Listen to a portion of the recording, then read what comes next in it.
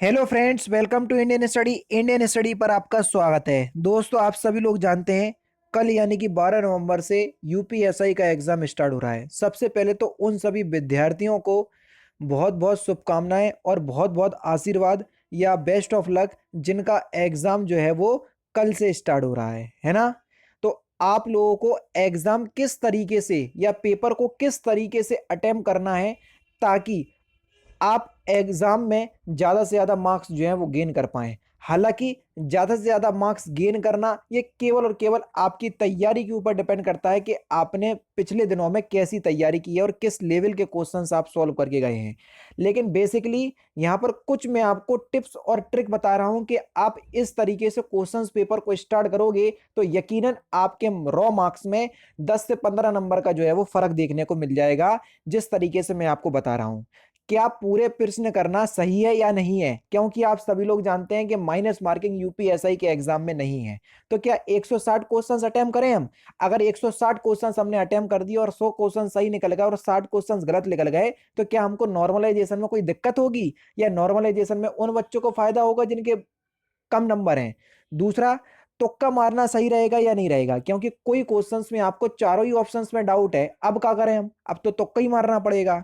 Normalisation में किसको फायदा होएगा और क्या क्या लेकर आपको परीक्षा में जाना है? सबसे पहले तो ये बात सुन लें कि जो जिन भी विद्यार्थियों का कल एग्जाम है, तो आपको एक पेन लेकर के जाना है, एडमिट कार्ड लेकर के जाना है, जो आपकी आधार कार्ड हुआ, पैन कार्ड हुआ, ड्राइविंग लाइसेंस हुआ। जिसके पास ये भी नहीं है तो आपका जो हाई स्कूल का जो मार्कशीट होती है, जिसमें एड्रेस हाई स्कूल की जो मार्कशीट होती है या जो बैंक की किताब होती है, वो लेकर के भी आप जा सकते हैं। ठीक है, बेसिकली आधार कार्ड सभी के पास होता है।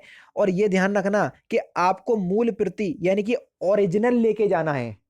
ओरिजिनल लेके जाना है। कई बच्चे मैंने देखा है सेंटर पे पहुंच जाएंगे फोटो स्टेट लेकर के या जेरोक्स कॉपी लेकर के, जो कि गलत है। आपको मूल प्रति यानी कि ओरिजिनल लेके जाना है, आपका आधार कार्ड, पैन कार्ड या ड्राइविंग लाइसेंस। और इसकी एक जेरोक्स भी करवा लेना, जेरोक्स यानी कि फोटो स्टेट भी करवा लेना इसकी, अगर आप करवा पाओ तो। ठीक है, 2 फोटो लेकर के जाना है और वही फोटो लेकर के जाना जो आपने फॉर्म में अप्लाई की हो। और अगर आपकी वो खो गई हो तो जो नई फोटो है अभी हाल ही की, तो वो लेकर के जाना। ज्यादा दिक्कत वाली बात नहीं होगी, लेकिन कोशिश करना 99% कि आप वही फोटो लेकर के जाए जो आपने फॉर्म अप्लाई करते समय अप्लाई की थी। ठीक है, और आपको एक पेन खुद से लेकर के जाना है, क्योंकि एडमिट कार्ड जब आया किसी बच्चे का तो मैंने पढ़ करके देखा, उसमें लिखा है कि साफ एक ट्रांसपेरेंट जो है वो आपको खुद पेन लेकर के जाना है। ठीक है, तो ट्रांसपेरेंट पेन आप जरूर से लेकर के जाइएगा। ये सारी चीजें आपको अवश्य रूप से ले जाना है। मास्क का ध्यान रखना और हैंड सैनिटाइजर की बोतल का हालांकि बोला नहीं है, लेकिन मास्क का जरूर से ध्यान रखना कि मास्क पहन के आपको जाना है। ठीक है, सैनिटाइजर की छोटी सी बोतल अगर रख सको तो रख लेना, अगर अंदर ले जाने दे रहे हो तो ले जाने देना। ठीक है, चलिए, ये मैंने आपको बता दिया है किसको परीक्षा में कल क्या क्या लेकर के जाना है। पूरे प्रश्न करना। देखो, कोई भी यूट्यूब वाला आपसे ये कह रहा है कि आपको 160 क्वेश्चंस में से 160 क्वेश्चंस नहीं करना है, वही क्वेश्चंस करना जो आपको 100% आए या जिसमें 2-3 ऑप्शंस में डाउट हो, वो क्वेश्चंस कर लेना। जिसके चारों ऑप्शंस में डाउट हो उसको छोड़ देना। मैं आपको कह रहा हूं कि आप पूरे 160 क्वेश्चंस करके आना। आपको पूरे 160 में से 160 क्वेश्चंस करना है। अब आप बोलोगे सर 160 में से हमें केवल 120 क्वेश्चंस आए, 40 क्वेश्चंस ऐसे हैं जो हमको झपे ही नहीं है, इसमें तुक्का मारने हमें। हम कह रहे हैं मार के आना। आप तुक्का मार के आना, कोई दिक्कत नहीं है। आपको 160 में से 160 क्वेश्चन सही करना है। ठीक है, नॉर्मलाइजेशन का माइनस यानी कि जो आपके क्वेश्चंस गलत हैं उनसे कोई भी फर्क नहीं होगा और ना कोई असर पड़ेगा। जैसा कि आपने अभी UP triple S C PET में देखा है, तो मैं आपसे बोलूंगा कि आप पूरे 160 क्वेश्चंस करके आएंगे तो आपको यकीनन बहुत ज्यादा फायदा देखने को मिल जाएगा। तो आपको 160 क्वेश्चंस करना है। ठीक है, क्या तुक्का मानना सही रहेगा? बिल्कुल सही रहेगा। नॉर्मलाइजेशन में किसको फायदा होगा? फायदा केवल उन्हीं को ही होगा जिसका शिफ्ट जो है वो हार्ड होगी। समझ रहे? आप ये भूल जाओ कि हम कम करके आएंगे तो हमको फायदा हो जाएगा, तो इस बात से बिल्कुल वंचित रहें आप। ठीक है, आपको पूरे 160 क्वेश्चंस करके आना। और अब जो मैं आपको बताने जा रहा हूं सबसे इंपॉर्टेंट बात, आपको कई यूट्यूब वाले कह रहे हैं, मैंने देख लिया, वीडियो कई भी देखी है, कि आप पहले उस पोर्शन से क्वेश्चंस पेपर को सॉल्व करें जो पोर्शन आपका सबसे ज्यादा पक्का है या सबसे ज्यादा आपको आता है। देखो पक्के वाली बात है वो है मैथ और रीजनिंग, क्योंकि जीके और हिंदी में तो ऐसा है जो आपको आता है तो कर दोगे, नहीं आता होगा तो आगे बढ़ोगे। तो इन्हीं दोनों सब्जेक्ट में से कोई आपका एक पक्का होगा, रीजनिंग या मैथ। ध्यान रखना, आपने मैथ से क्वेश्चंस पेपर स्टार्ट करा, मैं नहीं कह रहा कि नहीं करो, आप करो, कोई दिक्कत नहीं है, लेकिन पहले मेरी पूरी बात सुनना। कहीं आपका क्वेश्चंस पेपर सरल रहा, मैथ आपकी सॉल्व होती गई तो अच्छी बात है, आपको लगेगा पेपर अच्छा है, अपन के काम का पेपर है और अपना काम हो गया इस पेपर में। और धोखे से अगर आपकी मैथ कठिन आ गई या रीजनिंग कठिन आ गई, आपने रीजनिंग से पेपर स्टार्ट करा, तो आप वहीं से डिमोटिवेट होना स्टार्ट हो जाएंगे और जो क्वेश्चंस आपको आ रहे होंगे वो क्वेश्चंस आप गलत करके आओगे। आप हर हालत में क्वेश्चंस पेपर स्टार्ट करना हिंदी से, हिंदी से आपको क्वेश्चंस पेपर स्टार्ट करना है।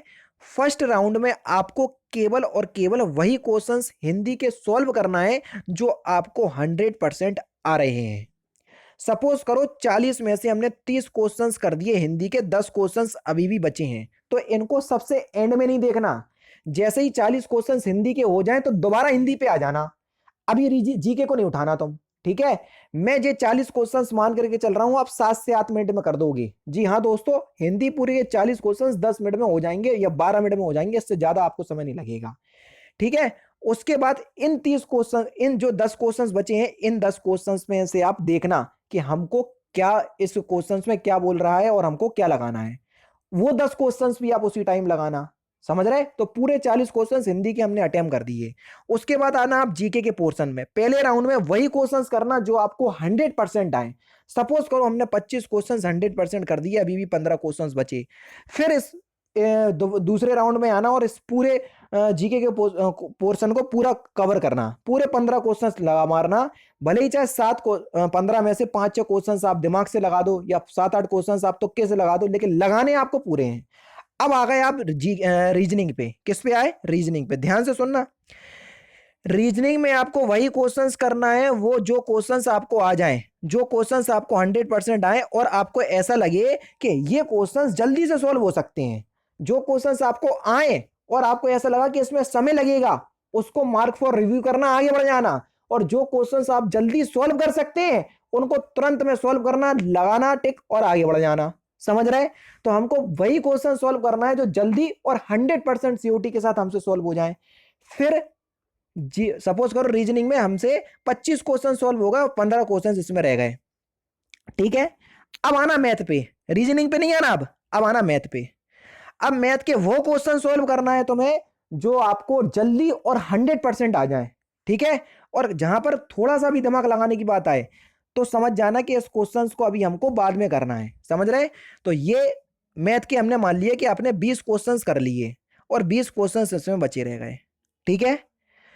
अब आप देखेंगे ना, आपके पास लगभग कुछ नहीं तो 1 से 1 घंटा या 50 मिनट के आसपास आपका टाइम बचेगा। आपको ये 1 घंटा या 50 मिनट लगाने कहाँ पे हैं, 20 मैथ के क्वेश्चंस में लगाना है, 15 रीजनिंग के क्वेश्चंस में लगाना है, केवल 35 क्वेश्चंस में आपको, हम तो 50 मिनट मान करके चल रहे हैं, 50 मिनट लगाना है। बताओ नहीं कर पाओगे क्या। ये टाइम कंज्यूम करने की आपकी एक विधि बता रहा हूं। कई यूट्यूब वाले कह रहे हैं कि मैथ से पेपर उठाना, रीजनिंग से पेपर उठाना, नहीं तो आपको बहुत दिक्कत हो जाएगी। मैं आपसे कह रहा हूं कि आप गलती मत कर देना मैथ से पेपर करने की। मैथ सरल आ गई या रीजनिंग सरल आ गई तो ठीक है, वारे नहीं आ रहे हैं आपके, और धोखे से भी आपकी कठिन आ गई तो ध्यान रखना तुम भड़बड़ा जाओगे, और जब भड़बड़ा जाओगे ना तो जो क्वेश्चंस आते होंगे वो भी गलत करके आओगे। हिंदी बहुत सिंपल टॉपिक है, जीके मैं मान रहा हूं कि थोड़ा हार्ड टॉपिक है, इसलिए हिंदी से पेपर उठाने की बोल रहा हूं। लेकिन ये दोनों टॉपिक को आपको 25 मिनट के अंदर करना है। बाकी के जो आपके क्वेश्चंस 1 घंटा 25 जितने भी 35 मिनट बचे वो सब के सब आपको मैथ और रीजनिंग में देना है, क्योंकि 40 क्वेश्चंस मैथ के बहुत होते हैं। समझो अगर आपकी स्पीड अच्छी नहीं है तो 40 से 45 मिनट लोगे आपको क्वेश्चंस को सॉल्व करने में, और एक आध क्वेश्चंस में बित गए तो और आफत। और हाँ, जिस क्वेश्चन से बित जाओ ना उसको स्किप कर देना। चाहे तुम सरल क्वेश्चंस करोगे तो आपको 2.5 नंबर मिलेगा, चाहे आप हार्ड क्वेश्चंस करोगे तो आपको 2.5 नंबर मिलेगा। इस कॉन्सेप्ट को दिमाग में बिठा लेना।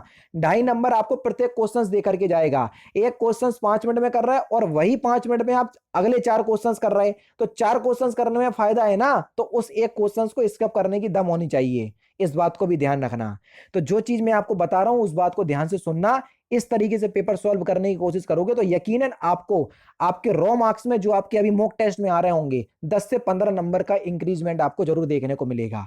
फिर भी आपका कोई डाउट है तो मेरे से पूछ लेना। ये वीडियो बिल्कुल 2 दिसंबर वालों तक के लिए है, जिनका एग्जाम 12 से लेकर 2 दिसंबर के बीच है, उन सभी के लिए ये सारी चीजें जो है वो एप्लीकेबल होती हैं। तो इसी तरीके से आप अगर जिनका एग्जाम अभी थोड़ी बाद की शिफ्टों में है तो जो चीज मैंने आपको बताई है वो मॉक टेस्ट में आप करके देख लेना, आजमा करके देख लेना। क्या इससे टाइम टाइम बच रहा है, क्या इससे हमारे रॉ मार्क्स में इंक्रीजमेंट हो रहा है कि नहीं हो रहा है, ये सारी चीजें करके देखना। और यकीनन होगा, क्योंकि मैं जानता हूं कि कई लोग आपको कह रहे हैं कि मैथ से पेपर उठाओ, रीजनिंग से पेपर के उठाओ, तो ये गलती कर रहा है बहुत बड़ी। और गलती करोगे एक आध पेपर में आपको या एक आध सेट पेपर में तो अच्छा देखने को मिल जाएगा कि हाँ उन वाले चैनल ने ऐसा बोला था, इससे हमें फायदा हुआ। लेकिन अगर मैथ कठिन और रीजनिंग कठिन आ गई तो तुम्हारे फाख्ते उड़ जाएंगे, इस बात को ध्यान रखना। बाकी तुम बेहतर जानते हो क्योंकि तैयारी तुमने करी है, इतना एक्सपीरियंस तुम भी रखते होगे। दोस्तों फिलहाल की वीडियो में सिर्फ इतना ही। अगर आपको वीडियो पसंद आए तो प्लीज़ दोस्तों वीडियो को लाइक कीजिए, शेयर कीजिए और साथ ही साथ हमारे चैनल को सब्सक्राइब करना ना भूलें, क्योंकि मैं रोजाना इसी तरह की वीडियोस आप लोगों के लिए लाता रहता हूँ। नमस्कार दोस्तों, जय हिंद, जय भारत।